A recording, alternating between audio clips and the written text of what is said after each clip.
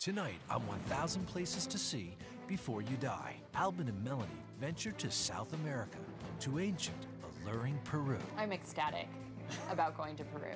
It is so amazing. Get a bird's eye view of the Nazca Lines, one of the world's great mysteries. Yeah, there's the monkey. Experience the city of Cusco on its most celebrated day of the year. This is why we're here for the festival. It's really impressive. Travel by train to majestic Machu Picchu. Nothing you read or see can prepare you for this moment. See why people the world over journey to this wonder deep in the Andes. Of the 1,000 places to see before you die, Machu Picchu is on everybody's top 5 list. All this and more tonight on 1,000 Places to See Before You Die. You see only 936 full moons in your lifetime. You live through only 312 seasons. And you get only 88 weeks of paid vacation. What if you had the chance to see the world? Meet Albin and Melanie Yuli, newlyweds with a spirit of adventure, who leave their lives in Colorado behind to go on the journey of a lifetime. Inspired by the book, 1,000 Places to See Before You Die, they lead us on a 5-month, all-expenses-paid odyssey around the world. Some people have said to us, how can you put your life on hold? And our response is, how could you not? 1,000 Places to See Before You Die. Lima, Peru, a mix of Spanish and Indian cultures, first-rate hospitality, and some of the world's most sophisticated hotels. The capital city is a great place to start exploring. Lima is an 8-hour flight from New York and in the same time zone, so you can avoid jet lag if you're traveling from the East Coast. However you're traveling, you'll want to jump right into your Peruvian adventure. In 1927, a pilot flew over Peru's Nazca Desert, making an astounding discovery whose origins remain a mystery. The Nazca Lines are a series of geometric forms, lines creating human and animal shapes covering a massive 193 miles that can be seen only from the sky. Were these enigmatic markings extraterrestrial landing sites, astronomical calendars, or secret messages to the gods? And how were they created if they can be discerned only from high above? Very pleased to meet you. My name is Dalibor, and I'm going to be your guide. Flight over the Nazca Lines is something that I had read about in advance. On one particular flight, it was an article. Of the 6 people who were on the flight, 5 threw up. So of course, I think I'm gonna be one of the 5. Oh my God. I'm very anxious to see what the heck they actually look like. There's a trapezoid. Right there? Yeah. Uh-huh. Yeah. All those lines are staying forever. Really? Never rains, hardly any wind, you know. There's a lot of them. Look at this flat line. Looks like a landing field, you see? Does. Oh, yeah. What are the Nazca Lines? Well, Nazca Lines are huge markings. We have different kind of the shapes of the animals. There's a monkey. And what is he doing? Weaving. Look at under his hands. What is that? Weaving. So that means that the Nazca were working with the cotton. They knew the existence of cotton.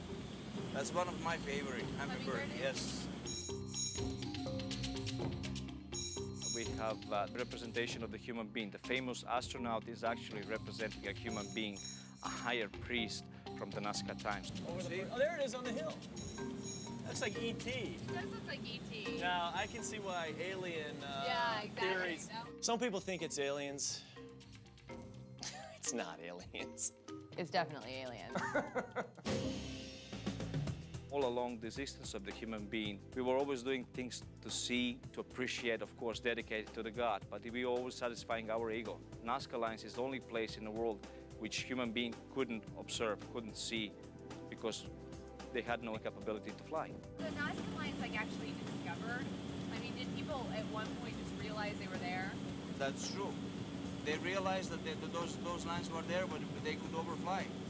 And who discovered those lines? They were military pilots, you know. Oh, military pilots? Definitely the first planes in the area, you know. Again, what blows my mind is how they did that thousands of years ago without being able to look down at it. That's correct. All the technology that we have today, we still have no idea why did they made them and who made them. This is definitely one of the greatest mysteries of our time. That was incredible. Incredible. The one thing I really like about this place is they don't tell you exactly what it is. They tell you theories and let you make your own deductions, and I appreciate that.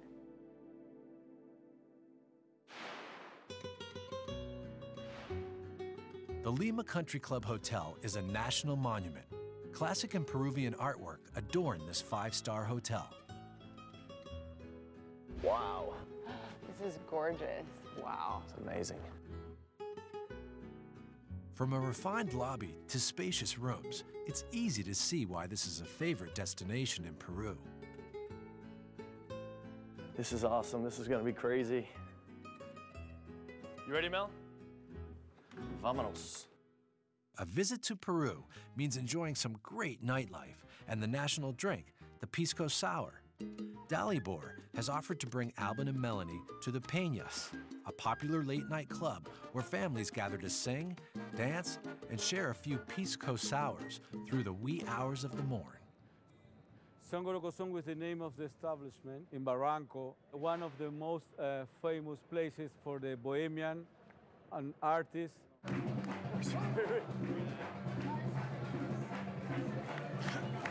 My family lives here like 40 years, and the custom here is to make the parties in this way every weekend. Melvin, mucho gusto. And this is Melanie. This is Melanie.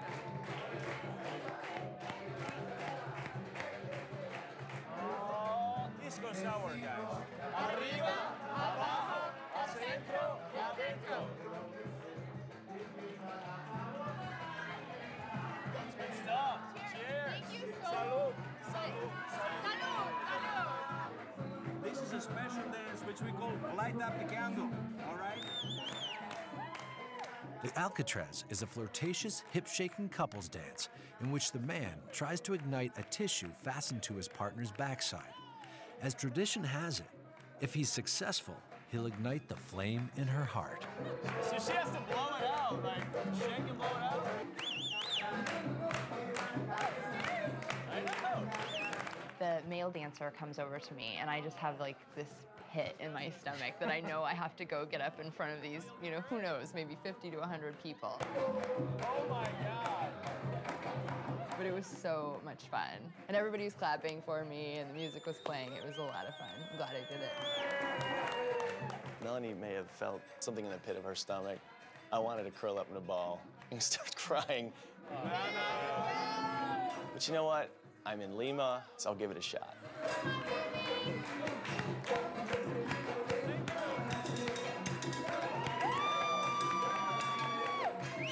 You know, here we love the happiness.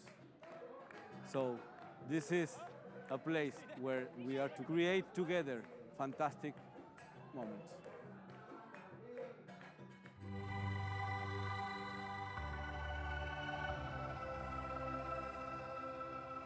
I'm exhausted. But the next place will be great too. Cusco. Yeah. Cusco is the archaeological capital of the Americas, a city steeped in ancient culture and crowned by the majestic peaks of the Andes. The innovative Inca people built this mighty city of stone as the center of what was once the Western Hemisphere's greatest empire. But in 1532, the Spanish invaded Cusco and brought down the Inca civilization. Contemporary Cusco reflects this mixed heritage.